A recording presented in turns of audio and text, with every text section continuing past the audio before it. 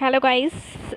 तो next topic है application of D and F block elements from D and F block elements. Application के बाद में ये पर्टिकुलर चैप्टर पूरा कंप्लीट एंड देन हम इसकी जो समरी है वो समरी डिस्कस करने वाले हैं। तो ये पूरा की पूरा जो चैप्टर है ये हमारा कंप्लीट हो जाएगा। लास्ट तक हमने एक्टिनॉइड की फुल केमिस्ट्री को कंप्लीट किया। Now we have discuss some application of D and F block element. दोनों की ही हम कुछ एप्लीकेशंस जो हम बहुत वाइडली यूज जो है डी एंड एफ ब्लॉक का वो हम यहाँ पर डिस्कस करने वाले हैं। चलिए, तो पहले डी ब्लॉक एलिमेंट के आयरन एंड स्टील्स को ले लेते हैं। आयरन डी ब्लॉक का एलिमेंट होता है और स्टील की अगर हम बात करें तो स्टील डी ब्लॉक एलिमेंट से मिलने वाले जो मेटल्स हैं, ट्रांजिशन मेटल्स, उसकी एक एलॉय होती है। ये दोनों ही बहुत ही इम्पॉर्टेंट कंस्ट्रक्शन मटेरियल्स होते हैं। इन कंस्ट्रक्शन मटेरियल्स मतलब बहुत सारे कंस्ट्रक्शन मटेरियल्स को बनाने में इनका यूज़ किया जाता है। इनका जो प्रोडक्शन है वो डिपेंड करता है आयरन ऑक्साइड के रिडक्शन पर। आयरन ऑक्साइड का जो रिडक्शन होता है उन पर डिपेंड करता है इनका प्रोडक्शन। अगर बात करें इम्प्योरिटीज़ के रिमूवल की, clear, the removal of impurities, और अगर एडिशन ऑफ कार्बन और एलॉइंग मेटल्स की जैसे कि क्रोमियम, मैग्नीज और निकिल की अगर हम बात करें, ठीक है, तो ये उनमें यूज़ किए जाते हैं जैसे कि carbon, alloying metals, chromium, manganese और एनआई। ठीक है, डी ब्लॉक के जितने भी मेटल्स होते हैं उनको ऐसे मेटल्स जिनके ऊपर कोरोसिव मेटल्स जो हैं उनके साथ में मिलाकर उनकी कोरोसिव प्रॉपर्टीज़ को भी हम ख़त्म कर सकते हैं।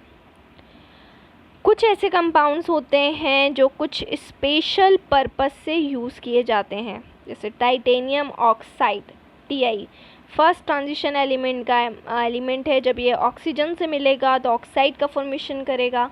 इसको हम पिगमेंट इंडस्ट्री के अंदर यूज़ करते हैं। Manganese oxide, manganese D block element का फर्स्ट ट्रांजिशन एलिमेंट का यूज़ है। और dry battery cells, dry cells के अंदर हम मैग्नीज ऑक्साइड का हम यूज़ करते हैं। Manganese oxide and carbon powder, ये दोनों चीज़ें हम मिक्स करके ड्राई सेल के अंदर मिलाते हैं। इसके अलावा अगर बैटरी इंडस्ट्री की बात करें तो जिंक का यूज़ है, जो हमने डैनियल सेल के अंदर पढ़ा है। कॉपर का यूज़ होता है, तो जिंक और कॉपर जो डैनियल या इलेक्ट्रोकेमिकल सेल है उसमें इलेक्ट्रोड का वर्क करते हैं और इनके जो इलेक्ट्रोलिटिक सॉल्यूशन होते हैं वो भी वहाँ पर काम करते हैं। निकिल कैडमियम के जो सेल्स या बैटरी हैं वो मैन्युफैक्चर किए जाते हैं। तो ये सारे ही जो एलिमेंट्स हैं ये फर्स्ट ट्रांजिशन सीरीज़ के एलिमेंट्स हैं। अगर ग्रुप 11 की बात करें तो इनको कॉइनेज मेटल्स भी बोला जाता है। सिल्वर और गोल्ड, ये तो हम जानते हैं कि सिल्वर और गोल्ड का क्या यूज़ है, बट सिल्वर और जो गोल्ड है वो रिस्ट्रिक्टेड है कलेक्शन आइटम्स के लिए। ठीक है, जैसे ज्वेलरी वगैरह बनाने के लिए सिल्वर एंड गोल्ड का यूज़ किया जाता है। ये भी डी ब्लॉक के एलिमेंट होते हैं। जैसे कंटेम्प्री यूके कॉपर कॉइन्स, जो कॉपर क्वाटेड स्टील होते हैं जिन पर कॉपर की कोटिंग की जाती है, वैसे इधर सिल्वर यूके कॉइन्स होते हैं।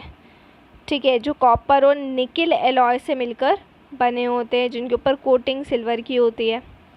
ठीक है, इसके अलावा कैटालिटिक प्रॉपर्टी हम ऑलरेडी डिस्कस कर चुके हैं कि इसके जितने भी मेटल्स होते हैं डी ब्लॉक के एलिमेंट्स के, वो यहाँ पर एज एन कैटलिस्ट वर्क करते हैं केमिकल इंडस्ट्री में। और इंडस्ट्रीज़ के अंदर ये कैटलिस्ट की तरह बिहेव करके बहुत सारा जो प्रोडक्शन है उसको काफ़ी ईजी बना देते हैं, क्योंकि कैटलिस्ट की प्रेजेंस से रिएक्शन काफ़ी फास्ट होती है और बहुत कम टाइम में हमें ज़्यादा प्रोडक्ट मिलता है। जैसे V2O5 कैटेलाइज करता है ऑक्सीडेशन ऑफ SO2 को।